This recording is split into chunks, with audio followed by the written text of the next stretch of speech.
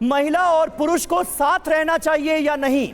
अनिरुद्धाचार्य जी महाराज महिला और पुरुष के रिश्तों को लेकर नई मर्यादा रेखा भी खींच चुके हैं। जरा सुनिए। स्त्रियों को कभी भी पुरुषों के साथ नहीं रहना चाहिए और पुरुषों को कभी भी स्त्रियों के साथ नहीं रहना चाहिए। अकेले में अपनी माँ के साथ भी नहीं रहना चाहिए, अकेले में अपनी बेटी के साथ भी नहीं रहना चाहिए और अकेले में अपनी बहन के साथ भी नहीं रहना चाहिए। अकेले में, एकांत में, एक ही कमरे में, अकेले माँ के साथ। जवान बेटा अपनी माँ के साथ अकेले में ना रहे।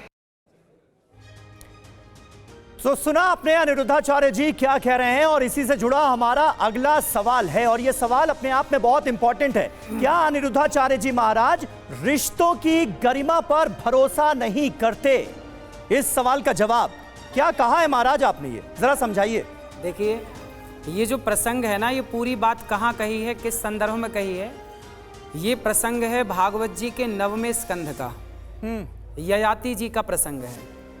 पूरा प्रसंग पढ़ेंगे। ये श्लोक लिखा है मात्रा स्वस्त्रा दुहित्रा वा, और फिर आखिरी में लिखा है बलवानिंद्रियग्रामो विद्वान समपि कर्षति विद्वान समपि कर्षति।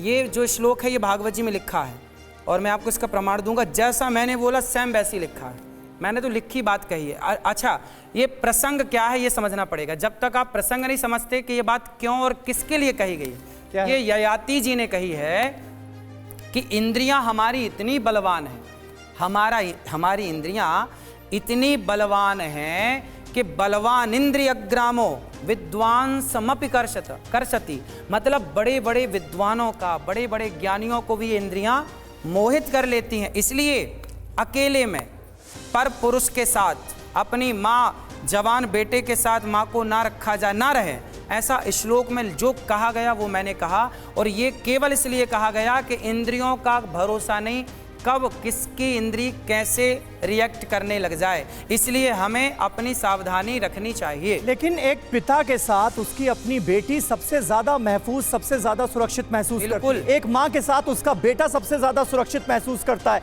माँ की गोद से बड़ा तो कुछ है नहीं। मैं आपको ये बोलना नहीं चाहता, अकेले में दोनों को रहना नहीं चाहिए। मैं आपको ये बात बोलना नहीं चाहता था, पर आपने मजबूर किया तो बोल रहा हूँ। कितने अखबार में मैंने पढ़ा, कितने आपके टीवी चैनलों पे मैंने देखा कि एक पिता ने अपनी बेटी के साथ दुष्कर्म किया। हाँ, एक से भी कम मानिए आप, एक का 100 टुकड़ा करिए, उसका एक मानिए, पर है ना।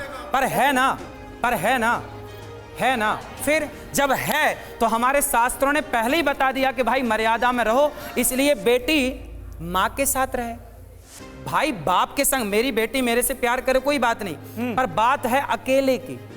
लंबे टाइम तक अकेले रहना, इंद्रियों का कोई भरोसा नहीं। ये बात मैंने नहीं कही, भागवत जी में लिखी।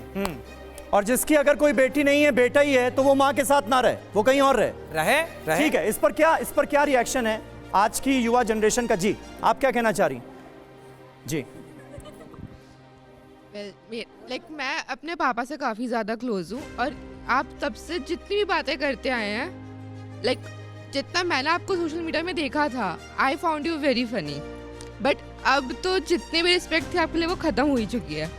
और आपने जब ये वाली चीज़ बोली है, मेरे मम्मी पापा साथ रहते हैं, मैं अपने पापा के साथ रहती हूँ, और जो आप कह भी रहे हो कि आपने न्यूज़पेपर में पढ़ा है, वो इंसान की कैरेक्टर के ऊपर आती है बात।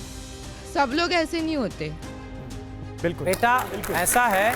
ठीक है, ये आप जी, आप भी इनका उत्तर दे दूं। हाँ, आप मेरी रिस्पेक्ट करो बेटा या मत करो, मैं नहीं चाहता कि आप मेरी रिस्पेक्ट करो। मैं तो वो बातें कहूंगा जो सदा समाज के लिए शुभ चिंतक रही, अच्छी रही।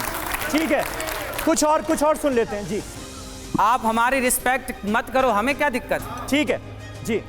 गुरुजी, आप कहते हो कि अपनी माँ बाप के मतलब शादी में नाचना नहीं चाहिए लड़कियों को, क्योंकि उनकी डिसरिस्पेक्ट होती है, या फिर हम लोगों को शादी उनसे बिन पूछे नहीं करनी चाहिए। अब आप उसी पापा के साथ हम लोगों को रहने के लिए मना कर रहे हो, तो ये क्या? हम नहीं कर रहे हैं बेटा, बात समझो, हम नहीं कर रहे हैं।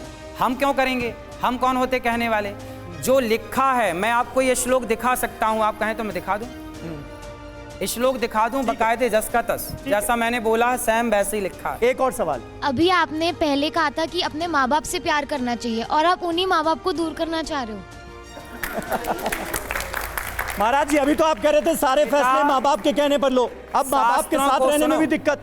शास्त्रों को समझने के लिए ना बेटा मैच्योरिटी चाहिए जी, एक मैच्योर होना पड़ता है ना बेटा। दोनों बातें एक दूसरे की विरोधी हैं, लेकिन वो दोनों अलग अलग सिचुएशन की हैं। वो सिचुएशन अलग है बेटा। आप दोनों को सिचुएशन नहीं समझेंगे तो बात गलत हो जाएगी। आप सिचुएशन समझिए कि वो बात कहाँ की है और वो बात कहाँ की है। ठीक है, एक आखिरी सवाल इस पर ले लेते हैं और उसके बाद फिर इस राउंड को खत्म करेंगे। जी बोलिए बोलिए सर बोलिए। राधे राधे।